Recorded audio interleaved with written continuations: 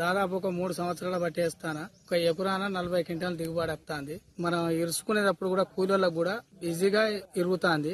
బెండు సన్నగా ఉంటది.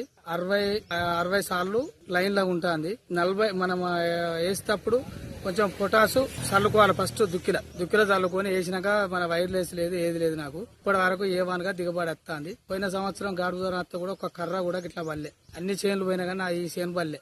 దాని నమ్మకం మీద నేను ఈ చేను వేయబడతాను. ఒక కర్ర కూడా ఇట్లా వంగది. టంకి బాగుంటాను సార్. ఒక్కటే సైజు, నువ్వు ఎడు చూడు, ఎటు జడు ఒక్కటి సైజు ఉంటది.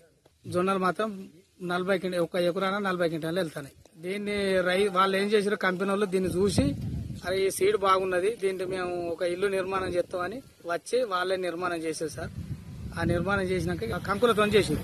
నా పొలంలో కంకులతోనే ఒక 20 గుంటలను తెరిచిర్రు. 2 ట్రాక్టర్లను తెలియంది, దాంతోనే ఇల్లు నిర్మాణం చేశారు.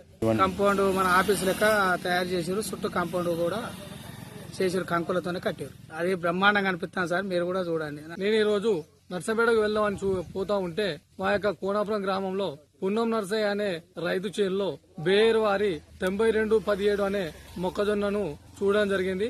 ఈ ఒక మొక్కజొన్న తోటి వాళ్ళు మొక్కజొన్న మొత్తం ఇరిసి ఒక ఇల్లు నిర్మాణం చేసి చుట్టూరుగా దీనికి పహాడు కూడా నిర్మించడం జరిగింది. చాలా అద్భుతంగా ఉంది. అసలు ఏం కథ అని జరిగితే ఈ యొక్క కంకులు ఏకరీతిగా ఒకే రకంగా ఉండి కొస వరకు కూడా గింజలు పెట్టడం జరిగింది. ఇల్లు నిర్మాణం చూస్తే చాలా అద్భుతంగా కనబడుతుంది. ఈ చిన్నరావుపేట మండలంలో పనిచేసేటటువంటి కార్యక్రమంలో ఈ రోడ్డు నుంచి వెళ్తూ ఉన్నప్పుడు ఒక మంచి అద్భుతమైనటువంటి ఈ అట్మాస్ఫియర్ కనపడగానే నేను ఒక్కసారిగా ఆగిపోవడం జరిగింది.